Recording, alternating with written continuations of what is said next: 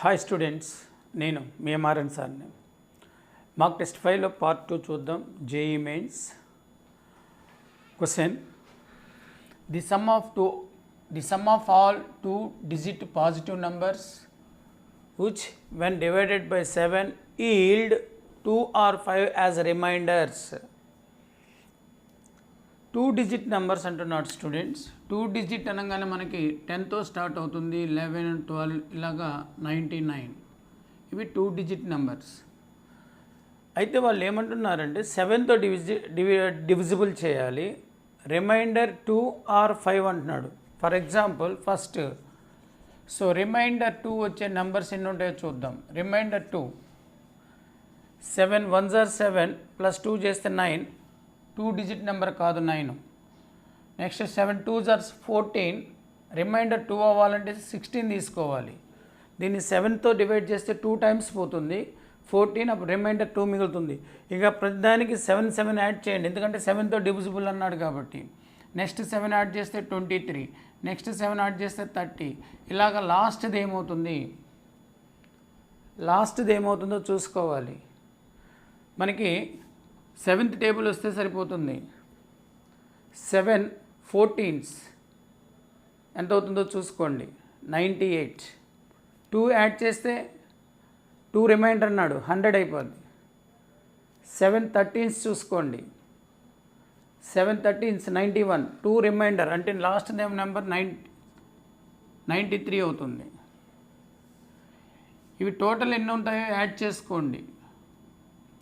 ఇవి నంబర్స్ మనకి 12 అవుతాయి.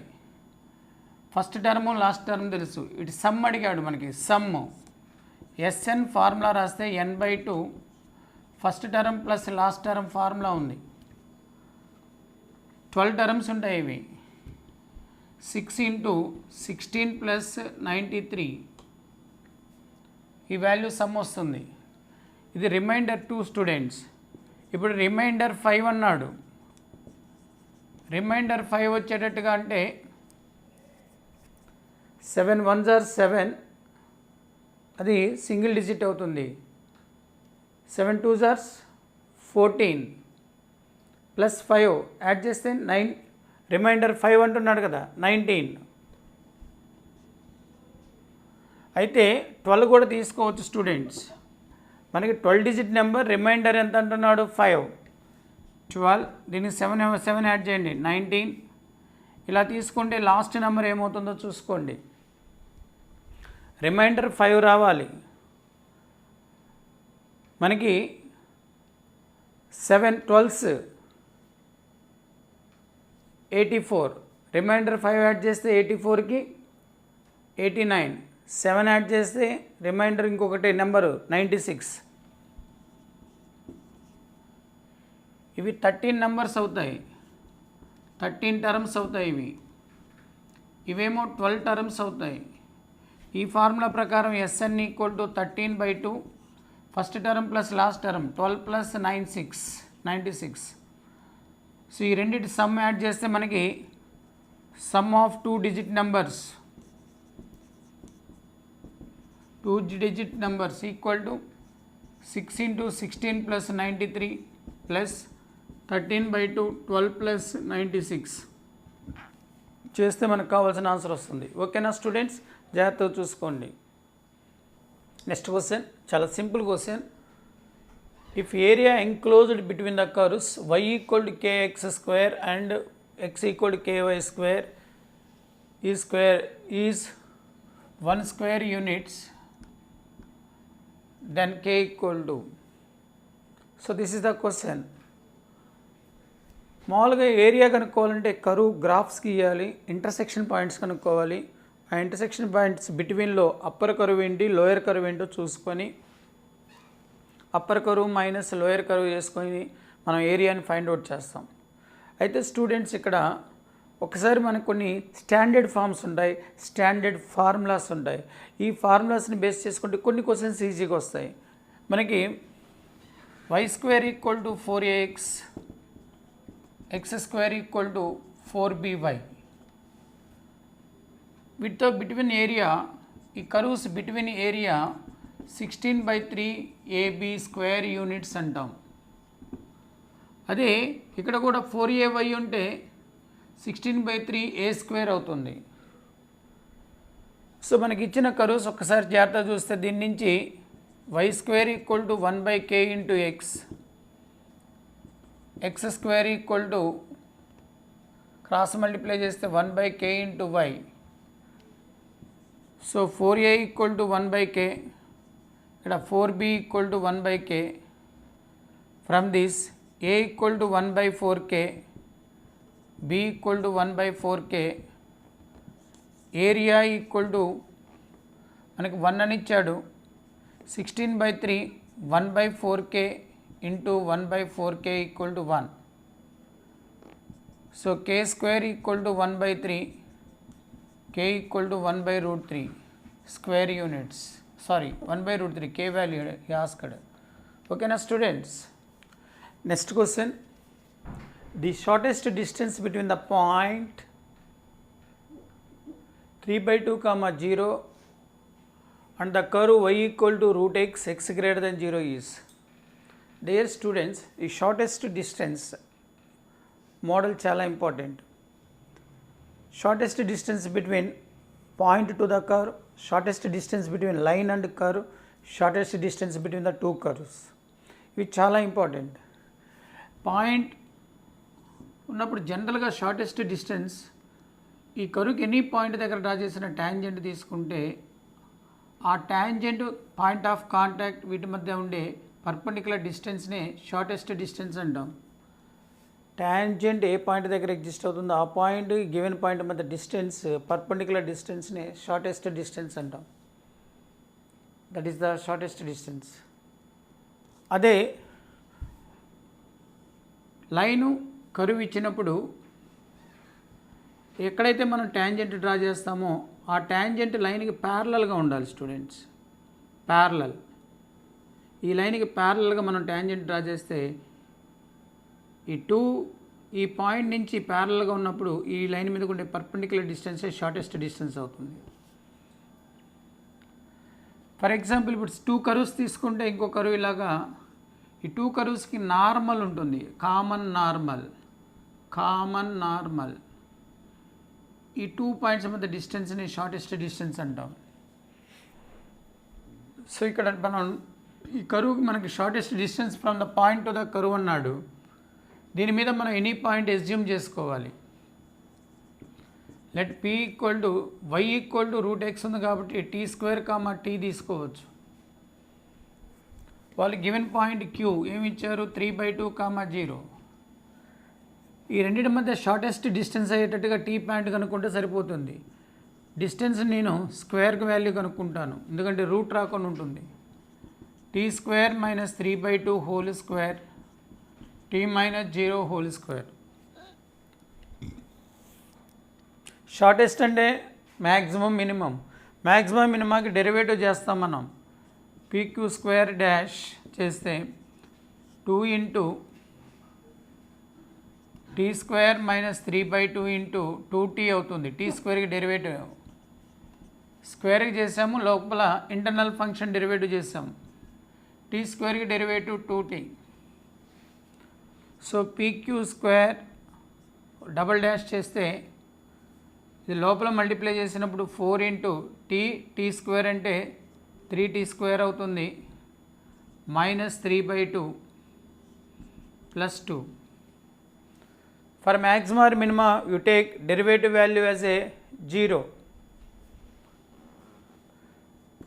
For shortest or lengthest, you take pq² dash as 0. So మనం దీన్ని చూసుకుంటే 2t కామన్ తీయచ్చు. 2t ఇంటూ 2t కామన్ తీసే ఇక్కడ 2 ఇంటూ ఉంది, 2t² - 3 + 1 అవుతుంది, equal to 0. So from this t equal to 0 or from this 2t² equal to 2, t² equal to 1, t equal to +or -1. So మనకి మొత్తం 3 వాల్యూస్ వచ్చాయి. ఆ 3 values దగ్గర ఫంక్షన్ వాల్యూ చెక్ చేసుకోవాలి స్టూడెంట్స్. లేదంటే డైరెక్ట్గా మనకి ఉన్న ఈక్వేషన్లో సబ్స్టిట్యూట్ చేయండి. t = 0 తీసుకుంటే డిస్టెన్స్ ఏమవుతుంది? At t = 0 distance equal to √ వస్తుంది 0 - 3/2² అంటే 9/4. ఇది 0, దిస్ ఈక్వల్ టు 3/2. అంటే ఈ సెకండ్ డెరివేటివ్ కనుక్కోకుండానే మనం వచ్చిన t వాల్యూస్ ఇందులో సబ్స్టిట్యూట్ చేస్తున్నాం. t = 0 సబ్స్టిట్యూట్ చేస్తే పాజిటివ్ వస్తుంది, >0 అవుతుంది. t = +1 or -1 ఇందులో రాస్తే 3 - 3/2. అక్కడ పాజిటివ్ వస్తుంది, అన్నిటి దగ్గర పాజిటివ్ వస్తుంది. అంటే లోకల్ మ్యాక్సిమమ్స్ ఉంటాయి, లోకల్ మినిమాస్ ఉంటాయి. కాబట్టి వాటిలో షార్టెస్ట్ ఏంటో చూసుకోవాలి. సో t = మనం రెండింటికి హోల్ స్క్వేర్ ఉంది కాబట్టి ప్లస్ తీసుకున్నా మైనస్ తీసుకున్నా ఒకే వాల్యూ వస్తుంది. ఏదర్ ప్లస్ ఆర్ మైనస్, ఎందుకంటే హోల్ స్క్వేర్ ఉంది. Either t = +or-1 distance equal to 1 - 3/2. 1 - 3/2 అంటే ఎల్సిఎం తీసుకుంటే -1/2 హోల్ స్క్వేర్ అంటే 1/4. t = 1 తీసుకుంటే మనకి +1. ఈ వాల్యూ మనకి ఎల్సిఎం తీసుకుంటే √5/2.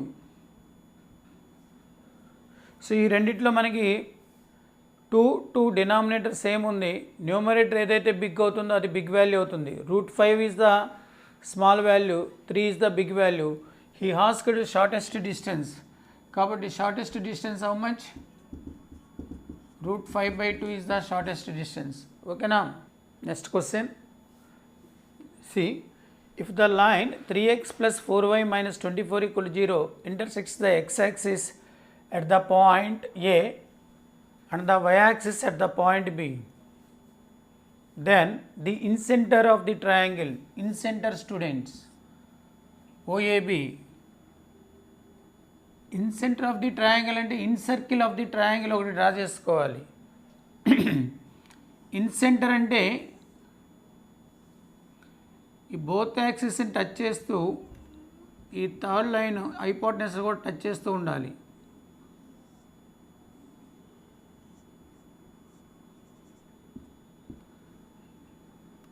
మనకి ఎప్పుడైతే బోత్ యాక్సిస్ టచ్ చేస్తుందో ఈ వాల్యూ రేడియస్ అవుతుంది. అంటే అప్పుడు ఈ పాయింట్ r, r అవుతుంది. ఈ డిస్టెన్స్ కూడా రేడియస్ అవుతుంది. ఇది ఐడియా ఉంటే చాలు. మనకి ఇంకో విధంగా ఇలా చెప్పుకోవచ్చు.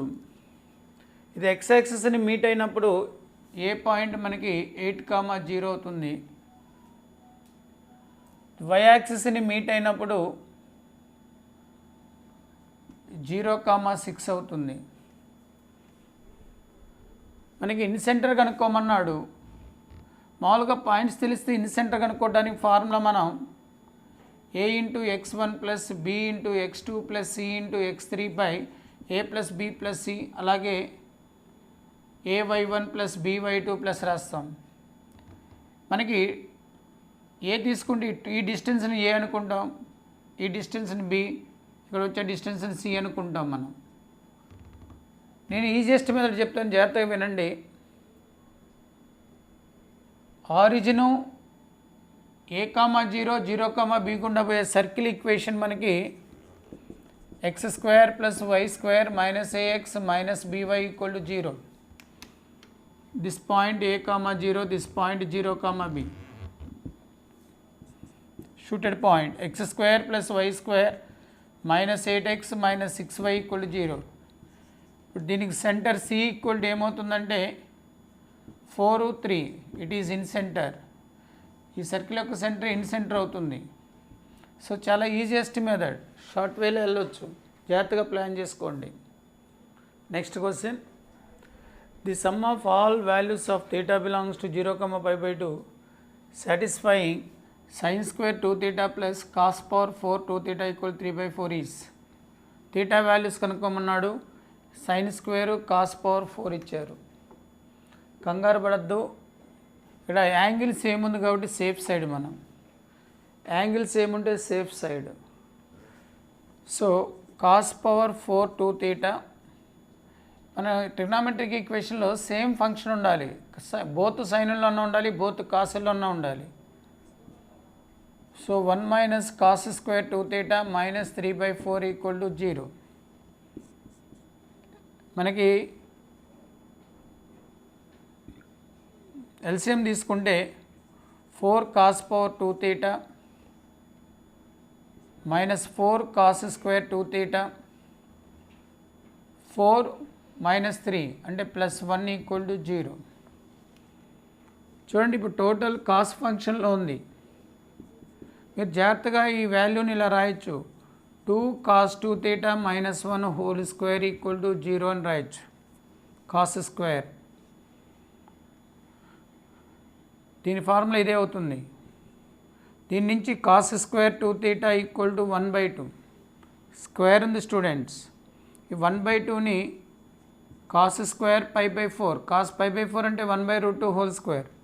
బోత్ సైడ్స్ కాస్ స్క్వేర్లు ఉన్నప్పుడు మనం షూటెడ్ పాయింట్ ఏంటంటే cos square theta equal to cos square alpha implies theta equal to nπ plus or minus alpha. Plus అయినా తీసుకోవచ్చు, మైనస్ అయినా తీసుకోవచ్చు. కాస్ ఉంది కాబట్టి ఆల్ఫా బిలాంగ్స్ టు 0, π అని రాసుకోవాలి. ఇక్కడ వాళ్ళు తీటా వాల్యూ కనుక్కోమన్నాడు between 0 to π/2. So 2 theta equal to nπ plus or minus π/4. Theta equal to nπ/2 plus or minus π/8.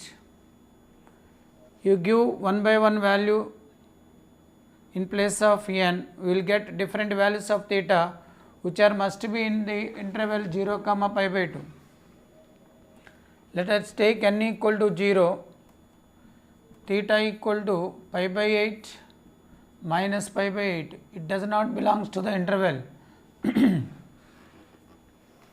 Let us take n equal to 1, theta equal to π/2 plus π/8, π/2 minus π/8.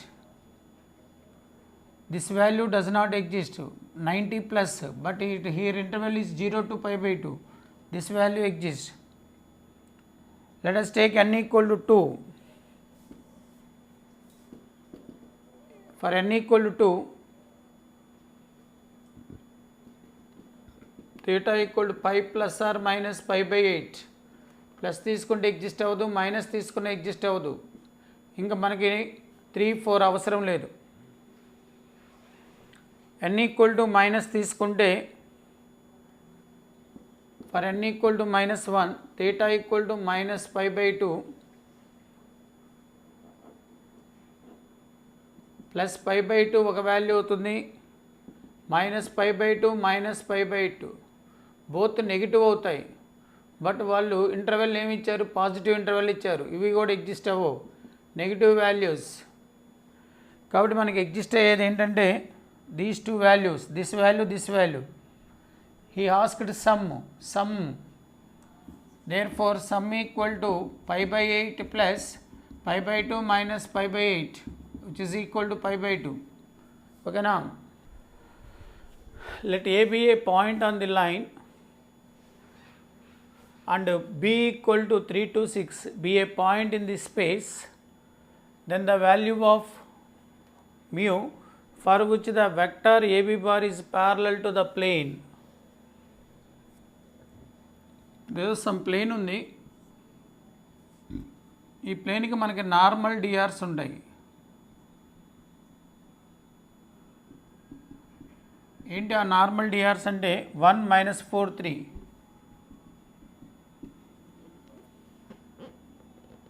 ఈ ప్లేన్కి line ఒకటి ప్యారలల్గా ఉంది, ఏ అనే point ఒకటి ఉంది, B ఇంకో point space. మనకి let ఏ పాయింట్ని ఈ విధంగా తీసుకోవచ్చు, వీటి యొక్క కోఎఫిషియెంట్సే ఏ పాయింట్గా తీసుకోవచ్చు. 1 - 3 μ, μ -1, 2 + 5 μ. B point 3 2 6. So DRs of AB ఏమవుతాయి, x2 మైనస్ x1. ఈ వాల్యూ మైనస్ ఈ వాల్యూ చేస్తే 2 + 3 μ, 2 - 3 మైనస్ మ్యూ 6 మైనస్ అవుతుంది, ఇది 4 మైనస్ 5 మ్యూ. లైను ఈ నార్మల్ పర్పెండిక్యులర్గా ఉంటుంది, ఎందుకంటే line parallel to the plane అయితే నార్మల్గా పర్పెండిక్యులర్గా ఉంటుంది. అప్పుడు పర్పెండిక్యులర్ అయితే a1 a2 plus b1 b2 plus c1 c2 equal to 0. a1 a2 అంటే 1 ఇంటూ ఈ value 2 plus 3 mu. b1 b2 అంటే మైనస్ 4 ఇంటూ అంటే minus 12 plus 4 mu. c1 c2 అంటే 3 into 12 minus 15 mu equal to 0. 3 mu 4 mu 7 mu minus 15 mu అంటే 8 minus 8 mu అవుతుంది. 2 minus 12 minus 10, ఎందుకు 10 cancel అయిపోతుంది కదా, 12 minus 12 plus 2 equal to 0. Mu equal to 1/4 answer. ఓకేనా students? Next students, let z1 comma z2 be any two non-zero complex numbers such that 3 into mod z1 equal to 4 into mod z2.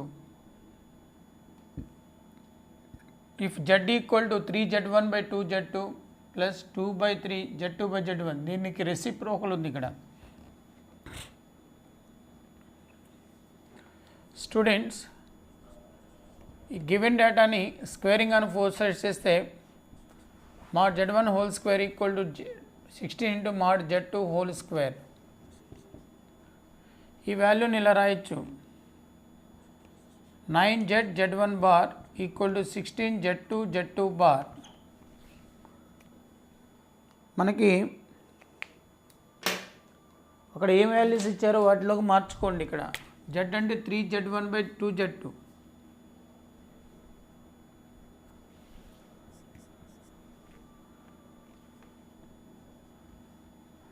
so 9 into z1 by z2 equal to 16 into z2 bar by z1 bar. 3z1 by 2z2, ఇంట్లోంచి 2 తీసుకొచ్చాను, 9. 8 by 3 into దీన్ని z2 by z1 whole bar అని రాయొచ్చు. సి 3z1 by 2z2 equal to 8 by 3 z2 by z1 whole conjugate. చూడండి, మనకి ఇక్కడ 3z1 by 2z2ని ఆర్ ఈ పవర్ ఐ థీటా అనుకున్నాం, ఇదో కాంప్లెక్స్ నెంబర్. మనకి z2 by z1 ఇక్కడ ఇలా రాయొచ్చు, రివర్స్లో చేస్తే 2z2 by 3z1 equal to 1 by r into ఈ పవర్ ఐ థీటా. మనం ఈ వాల్యూ నుంచి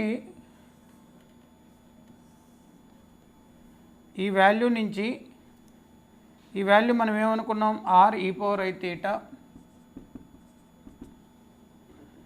దీన్ని కిందకు తీసుకురావచ్చు, 8 by 3 కాంజుగేటు 1 by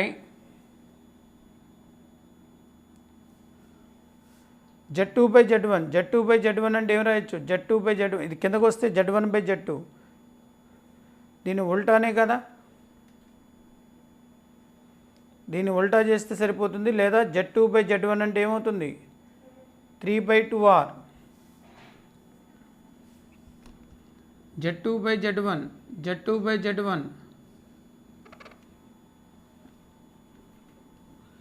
z2 by z1 అంటే 3 by 2r ఈ power i theta.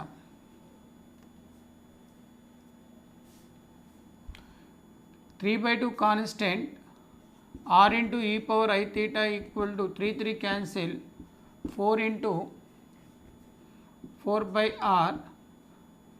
e power I theta అంటే పైకి వస్తే మైనస్, మళ్ళీ కాంజుగేట్ అంటే e power I theta అవుతుంది, రెండు cancel. r square equal to 4, r equal to 2. R equal to 2 అయినప్పుడు మనకి ఈ value 2 e power i theta అవుతుంది. ఈ value 1/2 e power 1/e power i theta. Therefore z equal to వాళ్ళు అడిగిన value 2 e power i theta. 3z1/2z1 అంటే 2 e power i theta plus 2z2/3z1 అంటే 1/2 e power i theta. పైకి వెళ్తే e power minus I theta.